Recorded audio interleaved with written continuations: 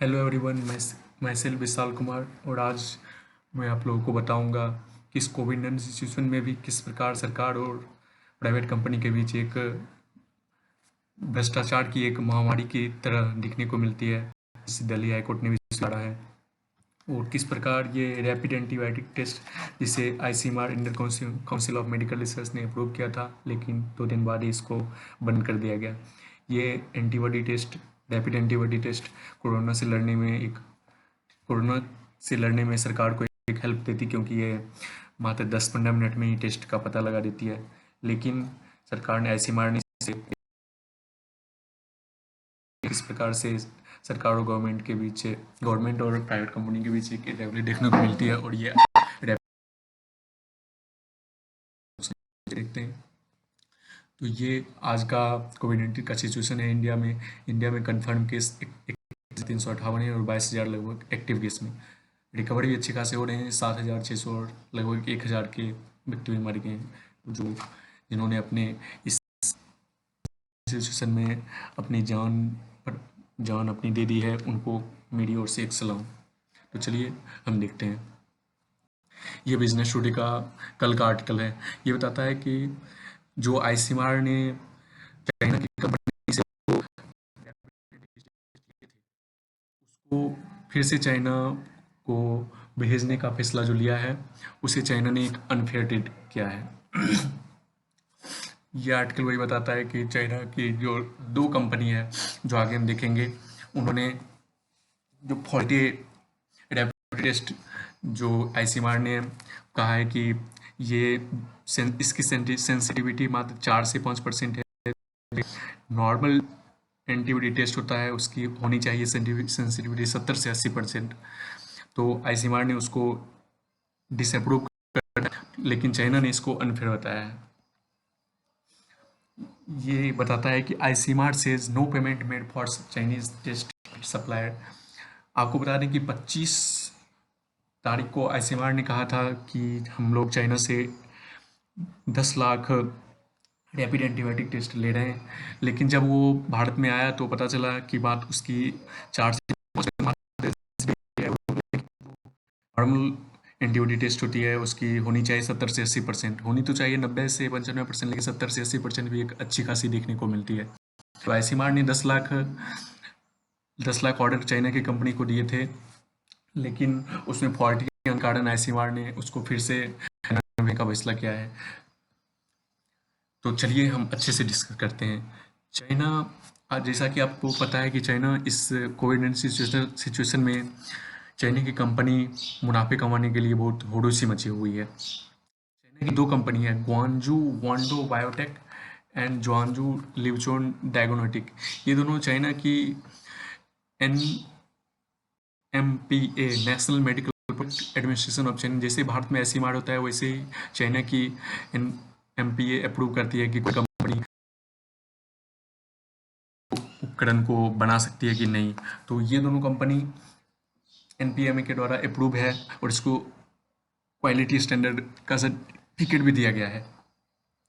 और जब ये एंटीबॉडी टेस्ट भारत में आया तो इसको आईसीएमआर की national institute of virology NIV ने शुरुआती चरण में कोविड-19 सिचुएशन से लड़ने में मात्र एक इंस्टीट्यूट थी, उन्होंने इसको सेटिस्फैक्टरी प्रोडक्ट बताया था। तो मात्र 3-4 दिनों में क्या हो गया कि इसको रैपिड एंटीबॉडी टेस्ट में फॉल्टी डिसीजन आने लगे, जबकि भारत की सबसे बड़ी इंस्टीट्यूट जो एनआईवी पुणे है, उसने सेटिस्फैक्टरी रिजल्ट बताया था।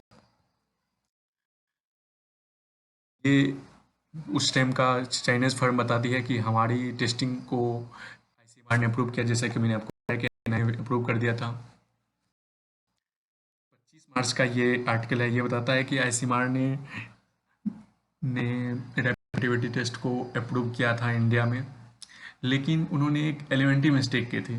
उन्होंने जो बाइडी कंपनी थी, उन्होंने इसको इम्पोर्ट लाइसेंस नहीं दिया था। मतलब आप आपके पास सर्टिफिकेट नहीं भी है तो भी आप एंटीबॉडी टेस्ट चाइना की कंपनी से मंगा सकते हैं और उसको गवर्नमेंट को सेल कर सकते थे। ये आईसीएमआर की सबसे बड़ी गलती थी और इसी का फायदा कुछ बड़े बड़े मुनाफाखोरों ने अपनाया।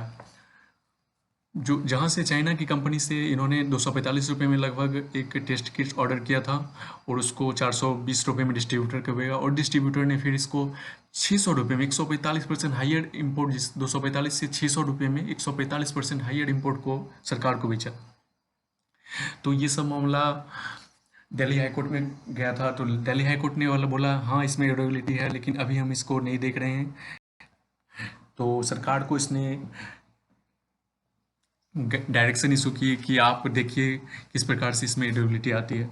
हम ये नहीं कह रहे हैं कि सरकारी गवर्नमेंट में इसमें इरेगुलरिटी आई या जो भी कारण हो, लेकिन ये ऐसी की भी थोड़ी गलती नज़र आती है और प्राइवेट कंपनी की तो आती है। ये आर्टिकल बताता है कि 145% प्रॉफिट को आईसीआर को बेचा गया था टेस्ट किट। ये पिछले आर्टिकल तक हमने देखा कि किस प्रकार इरेगुलरिटी को मिलती है। अब हम थोड़ा इसको टेक्नोलॉजी व्यू से देख कि किस प्रकार रैपिड एंटीबॉडी टेस्ट यूज होता है और किस प्रकार ये बहुत ही उपयोगी है। रैपिड एंटीबॉडी टेस्ट को आईजीएम और आईजी रैपिड टेस्ट भी कहा जाता है, और ये कोविड-19 सिचुएशन में टेस्ट करने का एक बहुत ही अच्छा और सुगम तरीका माना जाता है, क्योंकि ये बहुत ही कम समय में और बहुत ही टाइम इफिशिएंटली बता देता है कि एंटीबॉडी पता है कि शरीर में कितने एंटीबॉडी किस प्रकार से है। तो इसके लिए शरीर के किसी भाग से खून लिया जाता है, उसको प्लाज्मा के साथ मात्र 10 से 15 मिनट में बता देता है कि ये फॉल्टी है कि नहीं। तो इसको दो तरह से किया जाता है। एक तो पहला ये 10 से 15 मिनट में दिया जाता है, और इसको एक कॉस्ट सेविंग भी है और ह्यूज टाइम सेविंग भी है। जैसे कि नॉर्मल पीसीआर टेस्ट जो होता है वो 1 से 2 दिन लगा देता है, जबकि ये रैपिड स्क्रीनिंग करता है। और इसके लिए मात्र नीडल चाहिए और सैंपल चाहिए।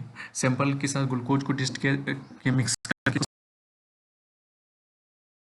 ये फोटो बताता है कि किस प्रकार एक सिरिंज और एक स्लैब और मास्क की सहायता से हम इस टेस्ट को कर सकते हैं। इस टेस्ट के बहुत सारे फायदे हैं।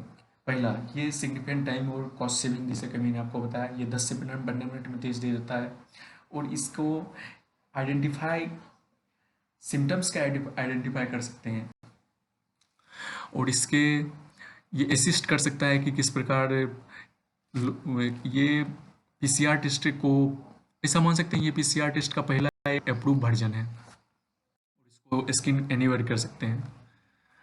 अब हम देखते हैं पीसीआर टेस्ट क्या होता है। पीसीआर टेस्ट होता है reverse transmission polymer chain reaction, इसको आरआरटी पीसीआर भी कहते हैं।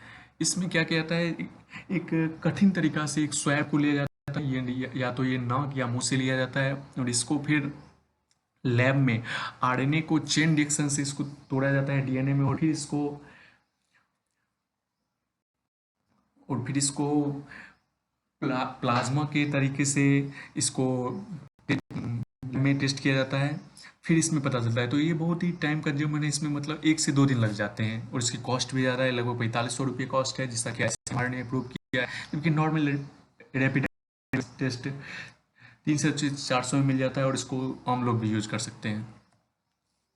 तो यहाँ तक हमने देखा कि किस प्रकार दोनों में गवर्नमेंट और प्राइवेट कंपनी में डिसिमिलरिटी थी, और किस प्रकार ये एंटीबॉडी टेस्ट यूज़ किया जाता है, और दोनों में क्या पीसीआर और रैपिड एंटीबॉडी टेस्ट में क्या डिसिमिलरिटी और सिमिलरिटी है। तो जाते जाते मैं आपको अपनी एक शैलेंद्र की कविता है उस पर छोड़ जाता हूँ। ये आपको कोविड-19 सिचुएशन में एनर्जी और इफिशिएंटी बनाने में आपकी शायद मदद कर दे, तो मैंने सोचा क्यों ना इसको डाल दिया जाए। तो कविता कुछ इस प्रकार से है, तू जिंदा है तो जिंदगी की जीत में यकीन कर, अगर कहीं है स्वर्ग तो इन पर। सुबह और शाम के रंगे हुए गगन को चूम कर, तू सुन जमीन गा रही कब से झूम कर। तू वाह मेरा सिंगार कर, तू आ मुझे हसीन कर, अगर कहीं है स्वर्ग तो उतार ला जमीन पर। ये गम के और 4 दिन, सितम के और 4 दिन, ये दिन भी जाएंगे गुजर गुजर गए 1000 दिन। कभी तो होगी इस चमन पे भी बहार की नज़र, अगर कहीं है स्वर्ग तो उतार ला जमीन पर। तो थैंक यू वेरी मच।